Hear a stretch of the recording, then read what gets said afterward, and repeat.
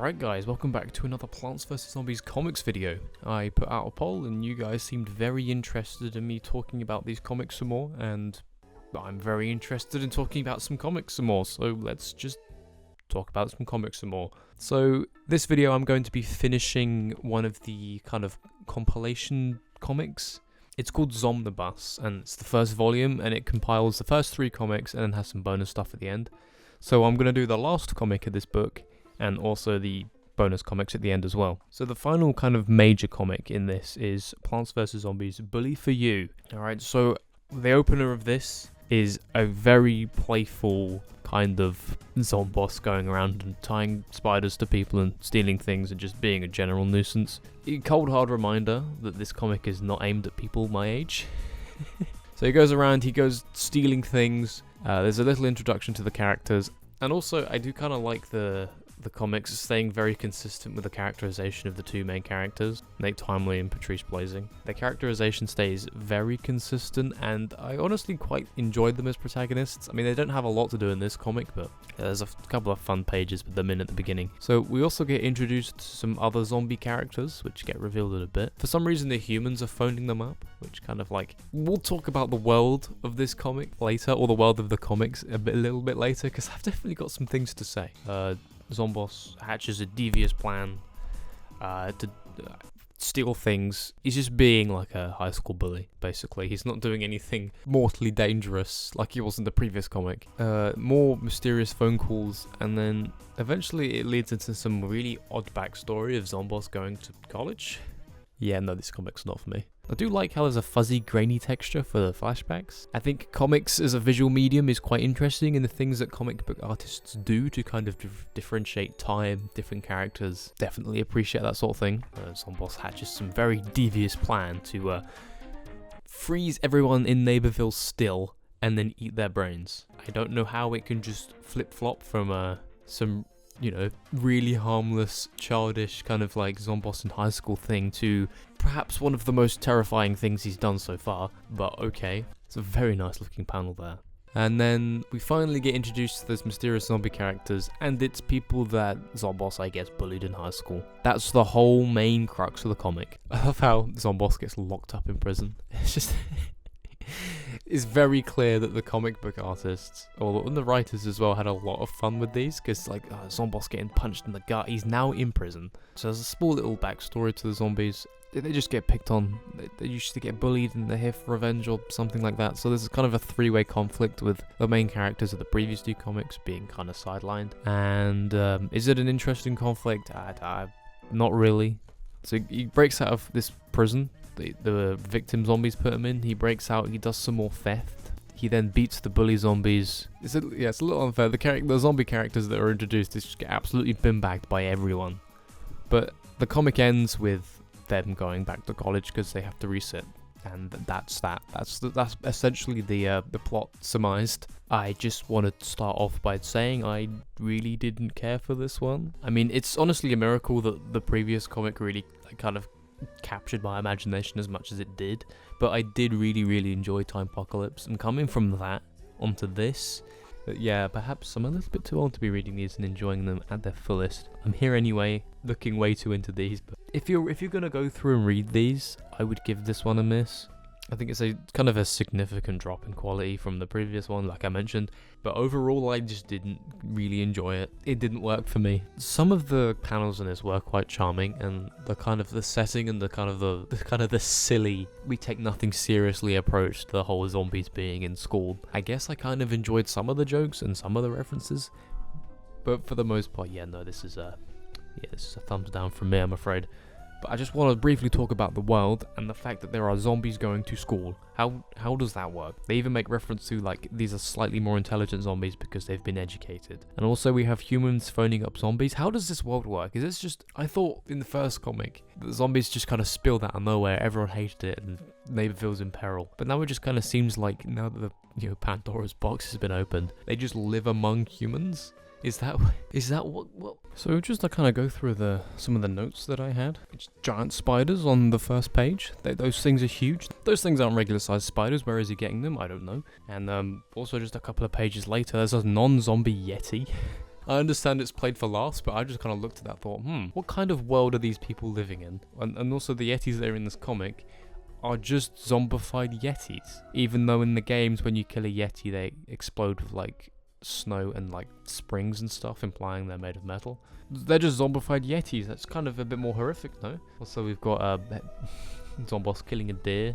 That is a very dead deer. Like that. Look at it. That deer is contorted into just all nasty shapes. Also, you've got a note here that's just Zomboss in prison. Okay. I just love the fact that Zomboss just gets treated as this just. He's the comic relief of this comic. Not Crazy Dave. Crazy Dave's just off doing God knows what. I think in this one he's trying to make unmeltable ice cream. He's just happy to be here, right? He just let him be.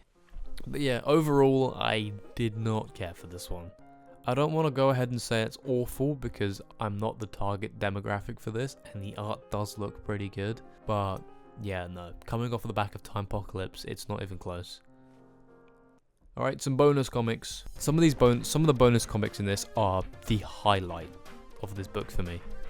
Like, okay, we'll just kind of get into it. The first one's like just kind of a mini story, exact same style as the other 3 major issues, but it's just Zomboss creating some robot flower that falls in love with all of Crazy Dave's really weird inventions. So, you know, robo-sunflowers into some weird stuff. And that's the end of the comic. Again, I like the main characters in this, and their characterization kind of stays consistent. I like that. But no, that's not why you read these bonus comics. So we've got bonus stories, and it's a series of, you know, very, very short comics, like 2 to 3 pages, in just these beautiful styles. The first one's like watercolor, and I really like the kind of like dreamscape kind of feel to this whole thing. The background is pure white, so it just kind of makes you feel like you're in some weird dream, like a character in one of these stories is dreaming this. It's got that really, really weird look to it, but it looks pretty good. And it's definitely telling that this is kind of like one of the more, I'm not going to say, bland would be the wrong word, but for lack of a better term, it's the blandest bonus story, but that just kind of speaks to the quality of all the stories overall. I think it's about some story of a really sad zombie. It's depressing actually. It's 2 pages of just how this guy's life just sucks. And it ends with his life just sucking even more. It's kind of sad. Alright, the second bonus comic, in the exact same style.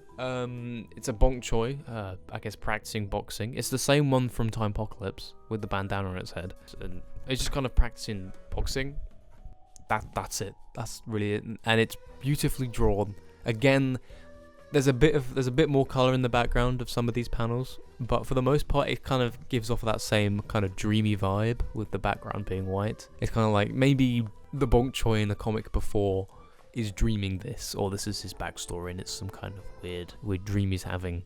The third bonus story is my second favorite one. They just kind of keep getting better, but look, the style of this is amazing. It's so good. I just absolutely love seeing plants and zombies kind of drawn in this like really kind of dark setting. There is a lot of dark colours in these panels, which really kind of gives it a really, I don't know what word to use, a mature feel? I don't know, kind of a really serious kind of realistic feel to it, with all of the way the art's done here and the way that it's composed as well, these two. The story is some like, it's a balloon zombie that accidentally drifts off and does a bunch of good things.